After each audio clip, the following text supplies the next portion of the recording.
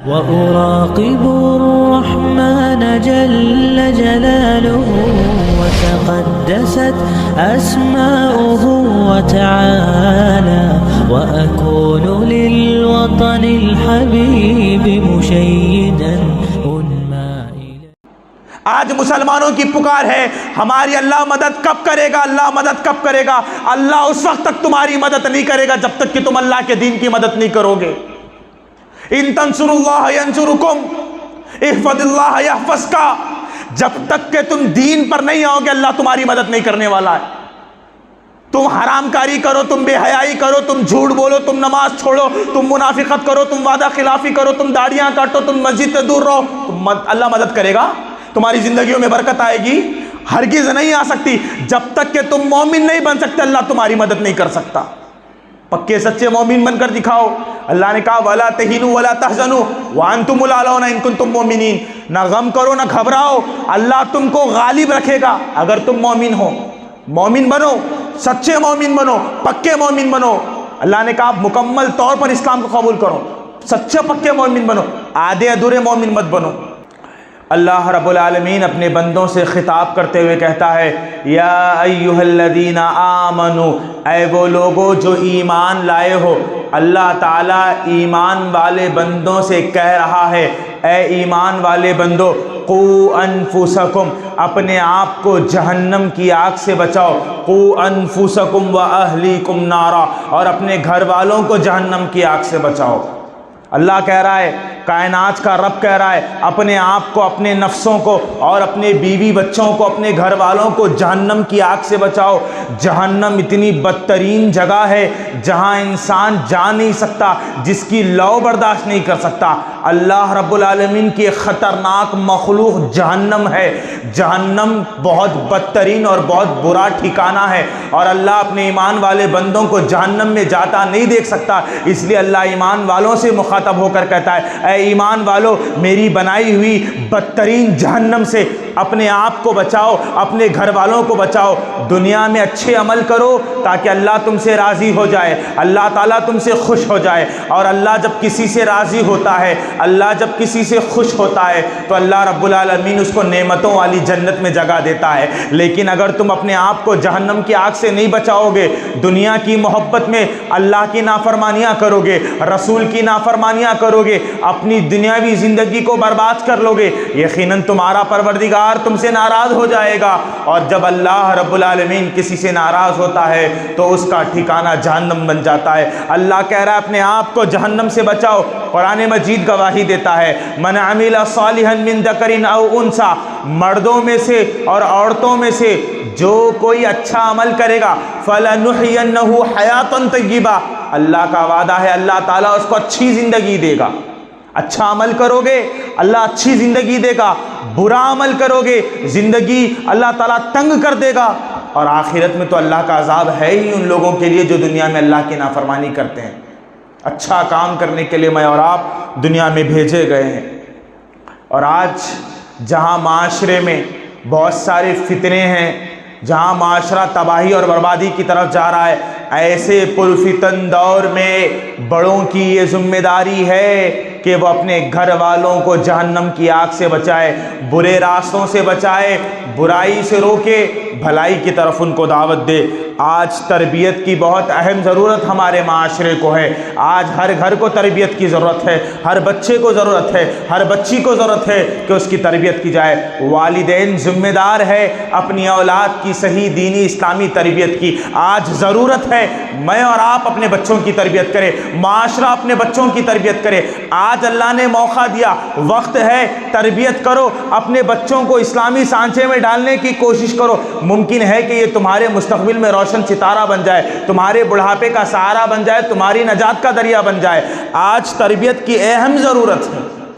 جو اولاد اپنی والدین کی صحیح تربیت کرتی ہے، جو اولاد اپنے والدین جو اولاد اپنے والدین کی قیمت کو سمجھتی ہے اور جو والدین اپنی اولاد کی صحیح تربیت کرتی ہے، یقیناً یہ بھلائی والے لوگ ہیں، یہ سب سے اچھے لوگ ہیں۔ اگر والدین بحیثیت ذمہ دار اپنے اولاد کی صحیح تربیت نہیں کریں گے، ایک والد اگر اپنی بیٹی کی تربیت نہیں کرے گا، ایک ماں اگر اپنے بیٹے کی تربیت نہیں کرے گی، تو تربیت نہ کرنے کی وجہ سے کتنا بڑا نقصان ہو سکتا ہے۔ اللہ تعالیٰ کہتا ہے انما اموالکم واولادکم فتنہ، اللہ کہتا ہے تمہارا مال اور تمہاری اولاد تمہارے لیے فتنہ ہے۔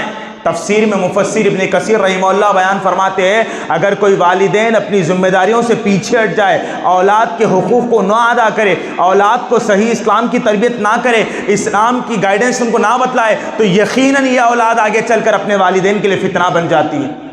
دنیا نے دیکھا اپنی آنکھوں سے کتنے ایسے بچے ہیں جو اپنی جوانی کی عمر کو پہنچے اور اپنے والدین کے نام کو بدنام کرنے میں ماہر ہو گئے۔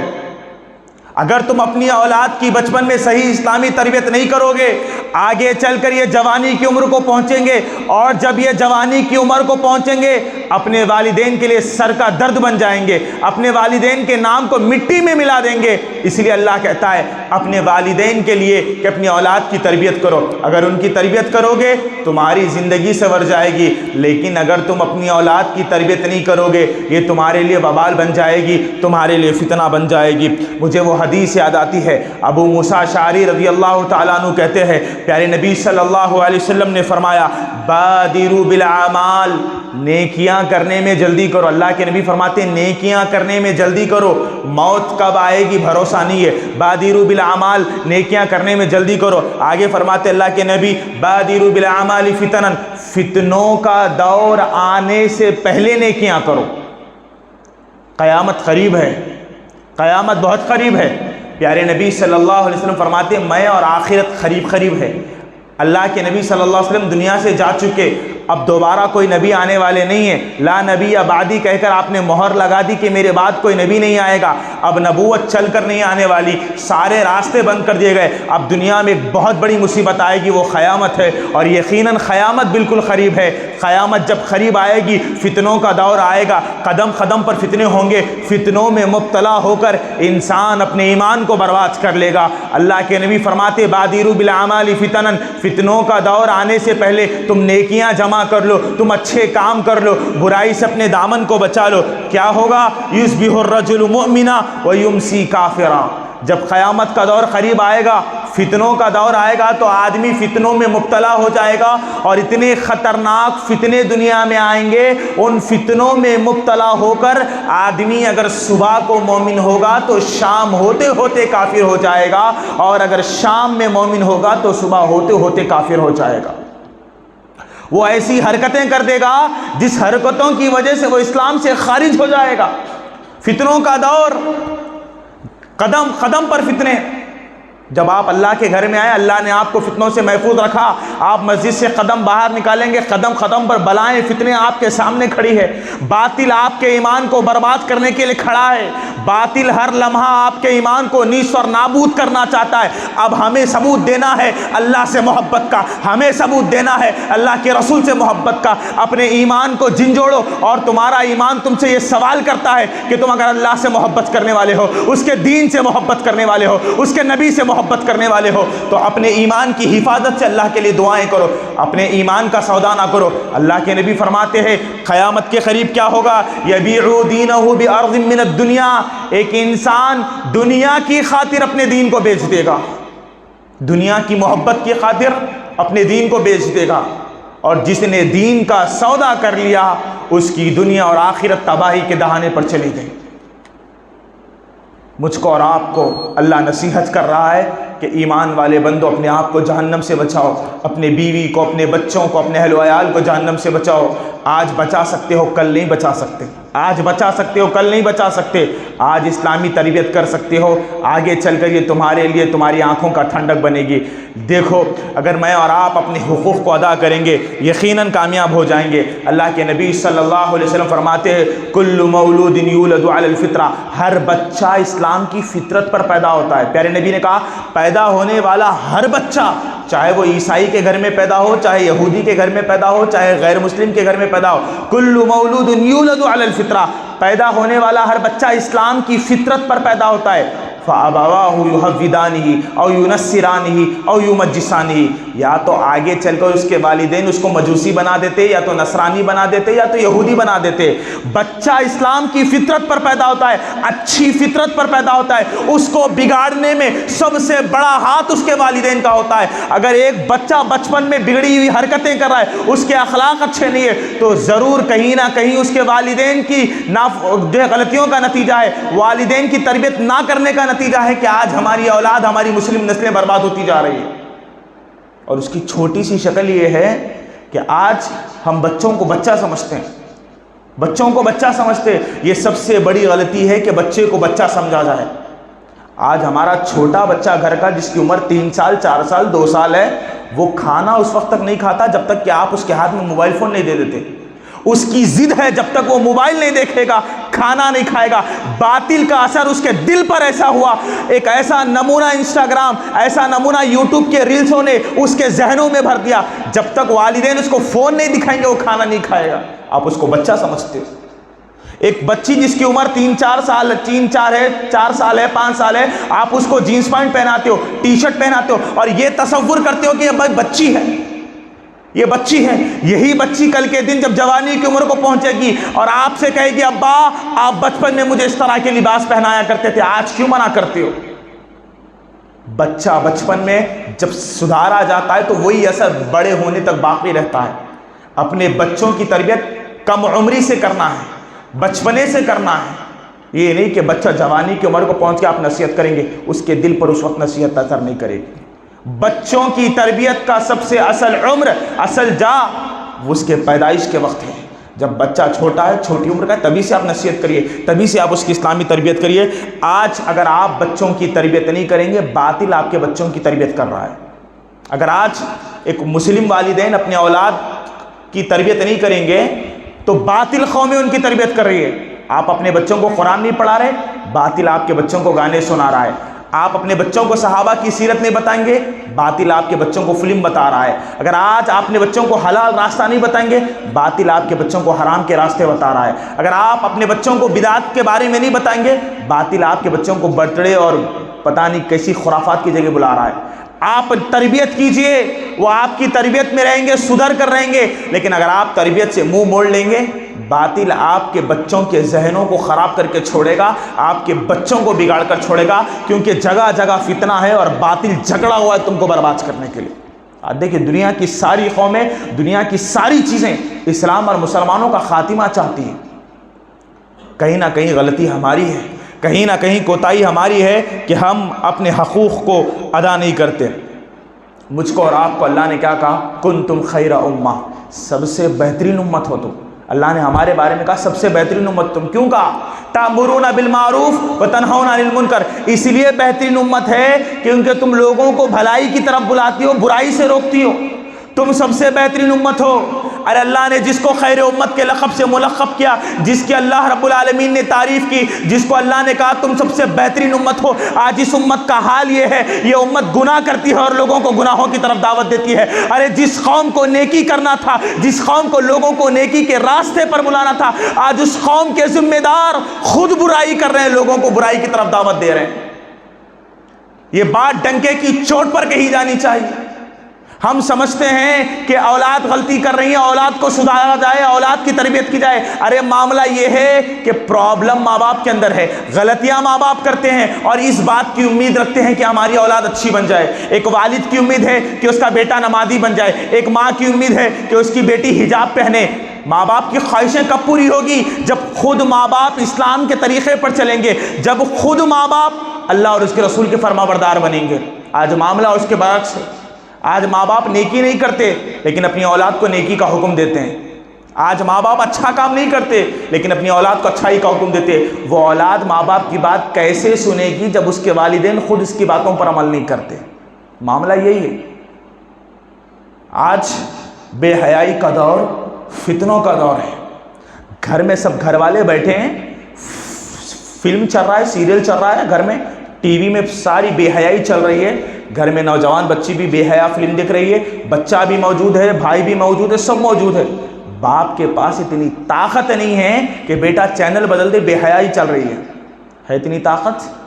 آج ایک نوجوان بچہ کھڑے ہو کر باپ کے سامنے سگریٹ پیتا ہے، باپ کے پاس طاقت نہیں ہے بیٹے کو بولنے کی بیٹا سگریٹ مت پی، کیوں؟ باپ خود سگریٹ پیتا ہے، تو کیسے روکے گا اپنے بیٹے کو؟ سارا کا سارا ماحول گندا، برائی سے روکنے کا حکم دیا گیا، خود برائی سے روکو اور لوگوں کو برائی سے روکو، خود جہنم کی آگ سے بچو اور اپنے گھر والوں کو جہنم کی آگ سے بچاؤ۔ جب والدین میں خرابی ہوگی تو اولاد کہاں سے سدھرے گی؟ ضرورت اس بات کی ہے کہ میں اور آپ اپنے اندر انقلاب پیدا کریں۔ آج وقت ہے اللہ رب العالمین کو راضی کرنے کا، ورنہ کل قیامت کے دن کوئی ہستی تمہیں اللہ کے عذاب سے بچا نہیں سکتی۔ امیر المومنین عمر بن خطاب رضی اللہ تعالیٰ عنہ اپنے موت کے آخری لمحوں میں حضرت عمر رضی اللہ تعالیٰ عنہ ایک نوجوان لڑکا امیر المومنین کے پاس آیا، امیر المومنین کی تعریف کرنے لگا، تعریف کر کے وہ نوجوان بچہ چلا گیا۔ امیر المومنین نے کہا اس کو بلاؤ، نوجوان بچے کو بلایا گیا، کہا امیر المومنین نے یا ابن اخی ارفع ثوبک، موت کے آخری لمحوں میں انہوں نے برائی سے روکا، کہا اے میرے بھتیجے تو نے اپنے کپڑوں کو ٹخنوں کے نیچے لٹکایا ہے، پیارے نبی کی حدیث ہے جس نے اپنے کپڑوں کو ٹخنوں سے نیچے لٹکایا اس کا وہ حصہ جہنم میں ہوگا۔ شریعت اس بات کی اجازت نہیں دیتی کہ کوئی بھی مرد اپنے کپڑوں کو ٹخنوں کے نیچے لٹکائے، اے میرے بھتیجے اپنے کپڑوں کو ٹخنوں کے اوپر کر۔ کس حالت میں کہا؟ موت کے آخری لمحوں میں۔ جب تک آپ کے جسموں میں جان ہے تب تک آپ کو برائی سے رکنا ہے اور لوگوں کو روکنا ہے۔ کیوں؟ کیونکہ ہم بہترین امت اس لیے ہے کیونکہ ہم لوگوں کو بھلائی کی طرف بلاتے ہیں اور برائی سے روکتے ہیں۔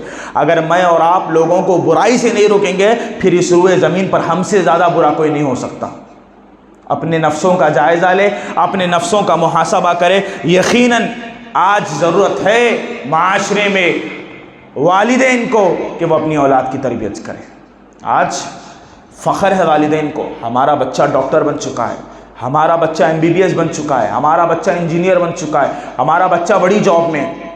بڑے افسوس کے ساتھ کہنا پڑتا ہے آپ کو فخر ہے آپ کی اولاد پر کہ آپ کی اولاد بڑے بڑے عہدوں پر پہنچ چکی ہے، آپ کی اولاد ڈاکٹر بن چکی ہے، انجینئر بن چکی ہے، پائلٹ بن چکے، بہت کچھ کر چکی ہے آپ کی اولاد، مگر اسی اولاد کا نتیجہ یہ ہے کہ آپ نے بچپن میں اس کو دین نہیں سکھایا اور آج حال یہ ہے وہ ڈاکٹر تو بن چکا ہے مگر ایک صفحہ قرآن دیکھ کر نہیں پڑھ سکتا، وہ انجینئر بن چکا ہے مگر دیکھ کر حدیث نہیں پڑھ سکتا، وہ بڑے عہدے پر پہنچ چکا ہے مگر ترجمہ اس کو نہیں آتا قرآن کا، وہ بڑے بڑے یونیورسٹیوں میں پڑھاتا ہے مگر سورہ فاتحہ کا ترجمہ اس کو نہیں معلوم۔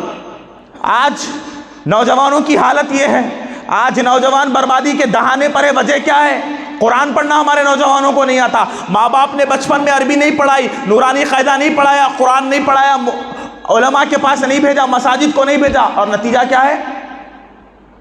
نوجوان بچہ 25 سال 26 سال 27 سال کا ہے، قرآن دیکھ کر نہیں پڑھ سکتا۔ عزیز دوستوں یہ حالت ہے معاشرے کی۔ انگلش تو پڑھا دی مگر عربی کون پڑھائے گا، دین کون سمجھائے گا؟ آج ہمارے نوجوان کو ثانیہ مرزا کے بارے میں معلوم ہے، سلمان کے بارے میں معلوم ہے، بڑے بڑے ایکٹرز کے بارے میں معلوم ہے، آنے والی فلموں کا اس کو علم ہے، مگر ابو بکر صدیق رضی اللہ تعالیٰ عنہ کی سیرت کا اس کو کوئی پتہ نہیں، حضرت عمر کے کارنامے اس کو پتہ نہیں، حضرت عثمان بن عفان کی سیرت کا اس کو کوئی پتہ نہیں۔ یہ آج نوجوان معاشرے کی حالت ہے۔ جب جب لوگ دین سے دور ہوتے گئے بربادیاں ان کے قریب آتی گئی۔ دین سے دوری بربادی کا نتیجہ ہے۔ اپنی اولاد کو دین کی اتنی تعلیم تو ضرور دو کہ آپ کے مرنے کے بعد وہ آپ کے حق میں دعا کر سکے، آپ کے حق میں۔ باپ کا انتقال ہو گیا، بیٹا جوانی کی عمر میں باپ کا انتقال ہو گیا، بیٹے کے پاس اتنی طاقت نہیں کہ باپ کا جنازہ پڑھا سکے۔ کیوں؟ جنازے کا اس کے پاس علم نہیں، جنازے میں کیا پڑھا جاتا ہے اس کو معلوم نہیں۔ یہ حالت ہے آج معاشرے کی۔ ہمیں اپنے آپ کو بدلنا ہے۔ آج والدین بھی سدھرنا ہے، اولاد کو بھی سدھارنا ہے، دونوں مل کر کے کام کریں گے انشاءاللہ ان کا مستقبل روشن ہو سکتا ہے۔ لیکن اگر آج ہم اپنے بچوں کی تربیت نہیں کریں گے، یہی بچے جب جوانی کی عمر کو پہنچیں گے تباہی کے دروازے ان کے لیے کھلے ہیں، تباہی کے دروازے۔ آج دین کی خاطر ایک نوجوان بچہ اللہ کو خوش کرنے کے لیے، اللہ کو راضی کرنے کے لیے جب اچھا کام کرنے نکلتا ہے لوگ ٹوک دیتے ہیں، اور وہ اپنے ذہن میں لوگوں کے کہنے کی وجہ سے اچھے عمل کو چھوڑ دیتا ہے۔ ایک نوجوان بچہ ایک عزم کی ارادہ کر کے نکلتا ہے کہ آج کے بعد نماز پڑھوں گا، اپنے کپڑوں کو ٹخنوں کے اوپر رکھوں گا، دین کی باتوں پر عمل کروں گا، بغیر جہیز کے شادی کروں گا۔ ایک اچھا ارادہ لے کر جب نوجوان زندگی کے سفر میں نکلتا ہے، اسلام کے خلاف بھونکنے والے اس کو ترجیح دیتے ہیں، کیا ابھی سے نماز پڑھ رہے، جوانی میں نماز پڑھنے کا ہے، ابھی زندگی بہت باقی ہے، انجوائے کرو، لائف ہے، کیا بچیوں کی طرح کپڑوں کو ٹخنوں کے اوپر لگا کے رکھے، چھوڑو اس کو، کیا چہرے پہ داڑھی چھوڑ لی ہے، داڑھی چھوڑنے کی عمر ہے۔ نوجوانوں کے ذہنوں میں کچرا، اسلام کے خلاف، سنت رسول کے خلاف باتیں۔ اب وہ نوجوان جو اچھائی کے راستے پہ نکلنا چاہتا تھا، لوگوں نے کہہ دیا، لوگوں کی پرواہ نے اس کو اللہ کی پرواہ سے دور کر دیا۔ دنیا میں کس لیے ہے بھائی؟ اللہ کی پرواہ کرنا ہے، لوگوں کی پرواہ کرنا ہے۔ لوگ کیا کہیں گے، بس اسی ذہن نے لوگوں کو خراب کر دیا۔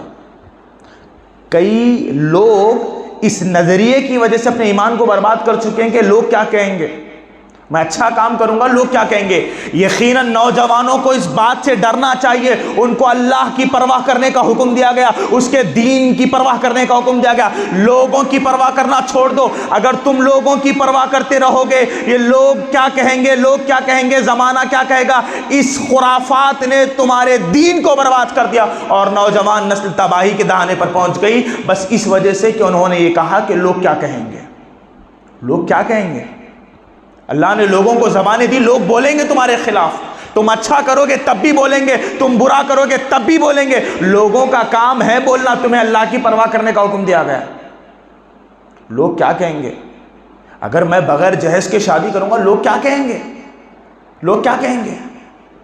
ابو طالب نبی صلی اللہ علیہ وسلم کے چچا ہیں، زندگی بھر انہوں نے نبی صلی اللہ علیہ وسلم کا ساتھ دیا۔ جب موت کے قریب پہنچے، نبی صلی اللہ علیہ وسلم کو خبر ملی کہ آپ کے چاچا ابو طالب مرض الموت میں، موت کے آخری لمحوں میں۔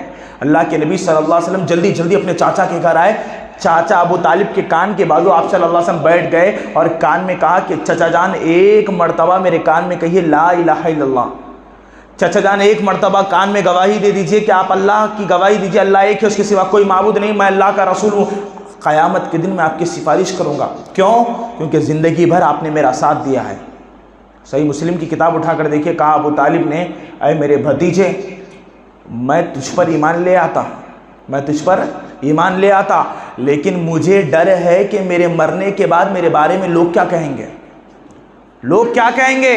دیکھو موت کے ڈر سے باپ دادا کا دین چھوڑ چکا ہے، اسلام قبول کر چکا ہے، لوگ میرے بارے میں کیا کہیں گے۔ مرتے وقت یہ نظریہ کہ لوگ کیا کہیں گے، ابو طالب کو ہمیشہ کے لیے جہنم کر دیا۔ اللہ کے نبی صلی اللہ علیہ وسلم نے کہا ابو طالب کو اللہ نے جہنم میں جگہ دی، ہمیشہ ابو طالب جہنم میں رہیں گے۔ دل میں اسلام کی محبت آ چکی تھی، بھتیجے میں اسلام قبول کر لیتا، لیکن مجھے ڈر ہے میرے مرنے کے بعد لوگ کیا کہیں گے، لوگ کیا کہیں گے۔ اس نظریے نے تمہارے ایمان کو برباد کر دیا، اور آج نوجوانوں کی بربادی کا ایک بہت بڑا سبب ان کے ذہنوں میں پیدا ہونے والا یہ نظریہ کہ لوگ کیا کہیں گے۔ آپ کریے، اچھا کام کریے، یقیناً اللہ آپ کے ساتھ ہے، کوئی پرواہ نہیں، لوگ ناراض ہوتے، لوگ بولتے، بولنے دیجیے۔ آپ اللہ کے لیے کر رہے ہیں، اللہ تعالیٰ آپ سے راضی ہے، لیکن اگر آپ لوگوں کی پرواہ کریں گے، اللہ کی پرواہ چھوڑ دیں گے، پھر تباہی بربادی تمہارا مقدر بن جائے گی۔ عزیز نوجوان دوستوں، اللہ نے جوانی دی، یہ جوانی بہت بڑی نعمت ہے، جوانی اللہ کی بہت بڑی نعمت ہے۔ قیامت کے دن جہاں اللہ رب العالمین 5 سوال ہر بندوں سے کرے گا، ان سوالوں میں ایک سوال یہ ہوگا، وَعَنْ شَبَابِهِ فِيمَا أَبْلَاهُ، بتا تو نے اپنی جوانی کو کہاں گزارا۔ جوانی کے متعلق اللہ سوال کرے گا، کیوں؟ کیونکہ جوانی اللہ کی بہت بڑی نعمت ہے۔ جب نوجوان جوانی کی عمر میں اللہ کو پہچانتا ہے، اس کی عبادت کرتا ہے، اس کو خوش کرتا ہے، ایسے جوانوں سے اللہ محبت کرتا ہے، اور ایسے نوجوانوں کو اللہ رب العالمین جنت کا وعدہ کر رہا ہے۔ اور اللہ پوچھے گا کل قیامت کے دن، ہر شخص سے پوچھے گا اس کی جوانی کے بارے میں کہ تو نے اپنی جوانی کہاں گزاری۔ جوانی کے متعلق مجھ سے اور آپ سے سوال ہوگا، مجھ کو اور آپ کو اپنی جوانی کا صحیح استعمال کرنا چاہیے۔ آج نوجوان دین سے دور، قرآن و سنت سے دور، اللہ سے دور، علماء سے دور، مسجدوں سے دور، اور نتیجہ کیا ہے؟ صرف تباہی۔ سوشل میڈیا کا اثر ہمارے نوجوانوں پر ایسے ہوا کہ سوشل میڈیا کی محبت نے ان کو اللہ اور اس کے رسول سے دور کر دیا۔ جہاں قرآن مجید میں اللہ نے کہا وَلَا تَقْرَبُوا الزِّنَا إِنَّهُ كَانَ فَاحِشًا، تم زنا کے قریب بھی مت جاؤ، کیونکہ یہ ایک بہت بڑی فحاشی ہے، بدکاری ہے۔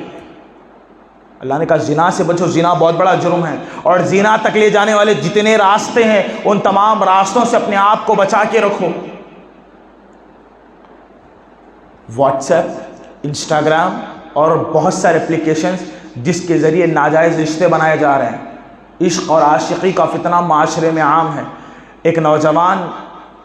ایک نوجوان لڑکی سے غیر محرم ہوتے ہوئے چیٹ کر رہا ہے، گفتگو کر رہا ہے، وہ اس کو فوٹو سینڈ کر رہا ہے، یہ اس کو ویڈیو سینڈ کر رہی ہے، حرام ہے، اور سمجھتے ہیں کہ یہ فرینڈشپ ہے۔ نعوذ باللہ، حرام ہے اسلام میں کسی غیر محرم سے آپ کا بات کرنا، اس کو دیکھنا، اس کو چھونا۔ اور آج بے حیائی کے اس دور میں، پرفتن دور میں، نوجوانوں کی تباہی کا ایک سبب ان کی بے حیائی چیٹنگ، ان کا ایک غیر محرم سے بات کرنا، اس سے رشتہ قائم کرنا، اور یہ عشق عاشقی کا فتنہ بڑا ہے۔ اللہ کی خاطر آپ بے حیائی کے راستوں کو نہیں چھوڑ سکتے تو پھر آپ مومن کیسے ہوئے؟ یہ ایک بہت بڑی خرابی ہے، ایک بہت بڑا بھیانک جرم ہے جس میں آج نوجوان اپنے قدموں کو داخل کر چکا ہے۔ کتنے نوجوان ہیں جنہوں نے اپنی زندگیوں کو عشق کی راہ میں برباد کر لیا۔ اگر اتنی محبت وہ اللہ سے کیے ہوتے تو ان کا مقام کہاں سے کہاں پہنچ جاتا۔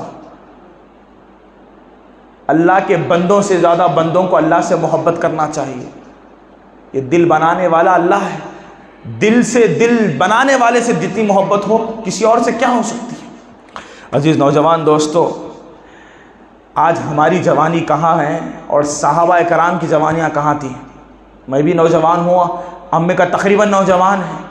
ہم اپنی جوانیوں کا جائزہ لیں کہ ہماری جوانی کیسے گزرے، ہماری صبح کب ہوتی ہے، ہماری شام کب ہوتی ہے، ہم 24 گھنٹوں میں کیا کیا کرتے ہیں، ہم اپنی بارے میں اچھی طرح جانتے ہیں۔ حنظلہ بن ابی عامر رضی اللہ تعالیٰ، ایک نوجوان صحابی رسول صلی اللہ علیہ وسلم، نئی نویلی شادی ہوئی، نئی نویلی بیوی کے ساتھ بستر میں ہم آغوش تھے۔ نبی صلی اللہ علیہ وسلم کی طرف سے اعلان آیا کہ جنگ احد میں نکلنا ہے، دشمنان اسلام کا مقابلہ کرنا ہے۔ یہ حنظلہ نوجوان اپنی نئی نویلی دلہن کو بستر میں اکیلا چھوڑ کر بغیر جنابت کا غسل کیے ہوئے اسلام کی خاطر جنگ میں کود پڑتا ہے۔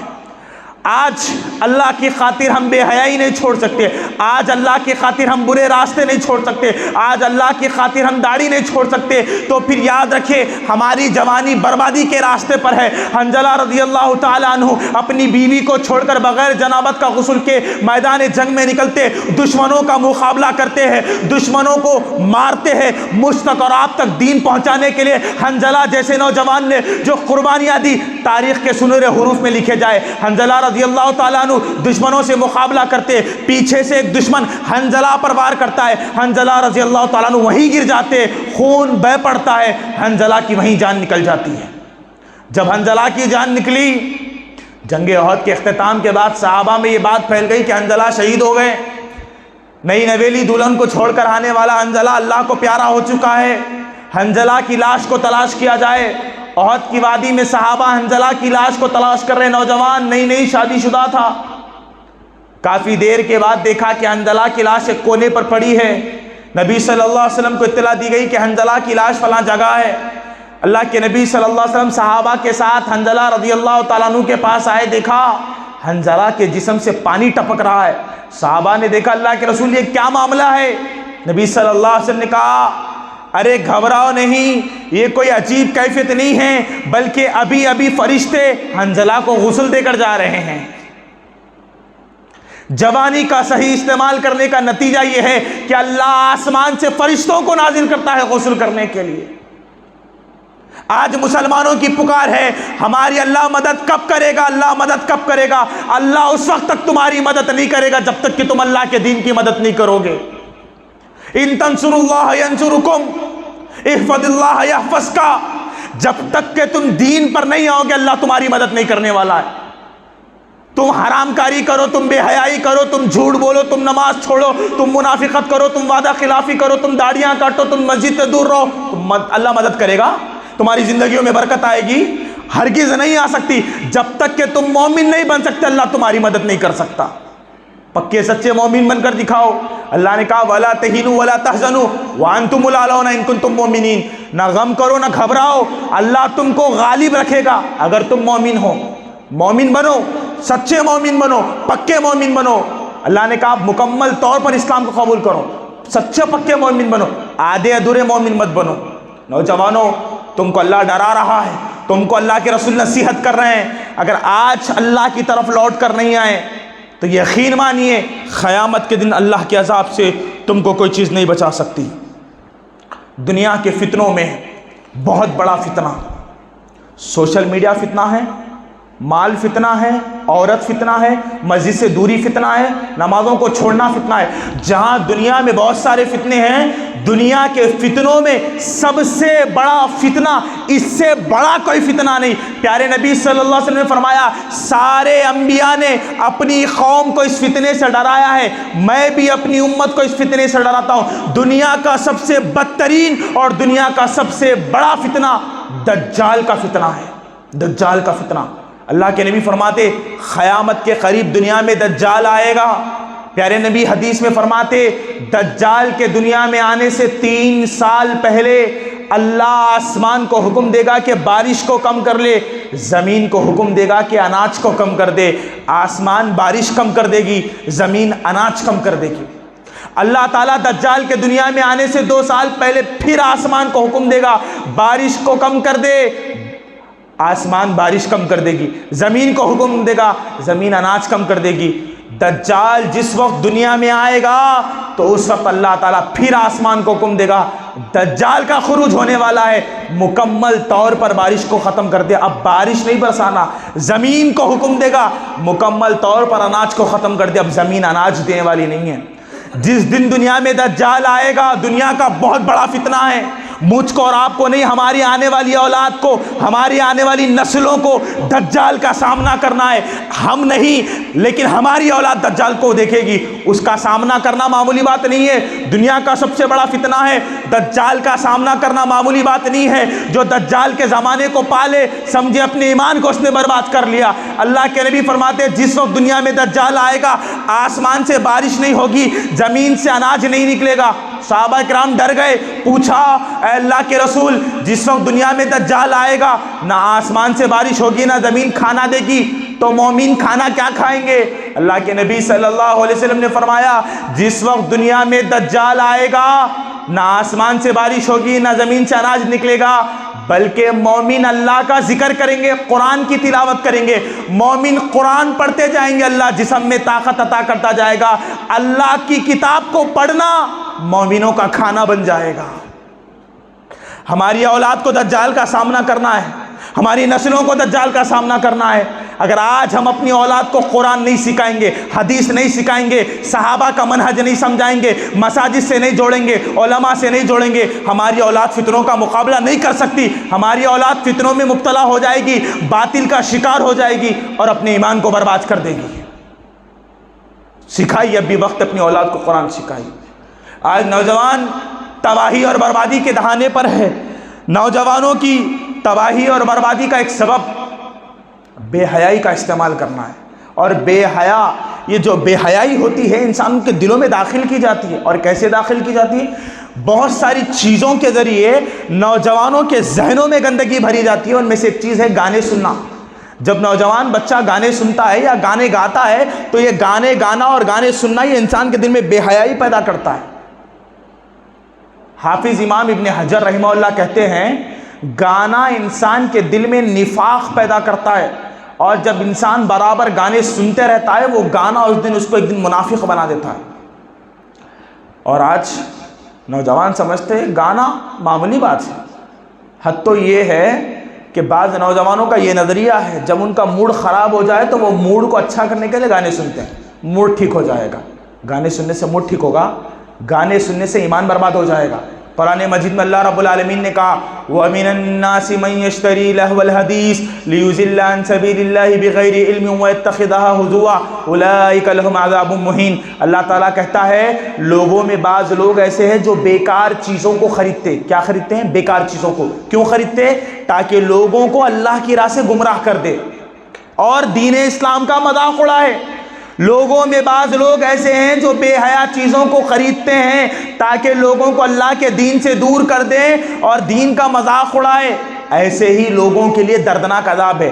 جب یہ آیت کریمہ نازل ہوئی, کچھ لوگ عبداللہ بن مسعود رضی اللہ تعالیٰ عنہ کے پاس آئے اور کہا, عبداللہ بن مسعود, قرآن میں اللہ کہتا ہے کہ لوگوں میں بعض ایسے لوگ ہیں جو بے حیا چیزوں کو خریدتے ہیں, بیکار چیزوں کو خریدتے ہیں تاکہ لوگوں کو دین سے دور کرے اور اللہ کا مذاق اڑائے. اس کا کیا مطلب ہے؟ تو عبداللہ بن مسعود رضی اللہ تعالیٰ عنہ نے 3 مرتبہ اللہ کی قسم کھا کر کہا, میں نے نبی صلی اللہ علیہ وسلم کو فرماتے ہوئے سنا, بیکار چیزوں کو خریدنے کا مطلب گانے بجانے والی چیزوں کو خریدنا اور اس کا استعمال کرنا ہے. جو بندہ گانا سنے گا, جو بندہ گانا گائے گا, وہ اللہ کے دین کا مذاق اڑانے والا ہے, وہ اللہ سے لوگوں کو دور کرنے والا ہے. اور آج نوجوانوں کا طبقہ گانا سن رہا ہے, شرکیہ گانے ہیں, بے حیائی والے گانے ہیں, سن رہے ہیں, مزے لے رہے ہیں اور سمجھتے ہیں یہ معمولی گناہ ہے. یہ ان کی تباہی اور بربادی کا ذریعہ ہے. قرآن مجید میں اللہ نے کہا, بذکر اللہ تطمئن القلوب, دلوں کا سکون تو اللہ کے قرآن میں ہے, اللہ کے ذکر میں. گانے یاد ہیں مگر قرآن یاد نہیں, یہ نوجوانوں کی آج حقیقت ہے.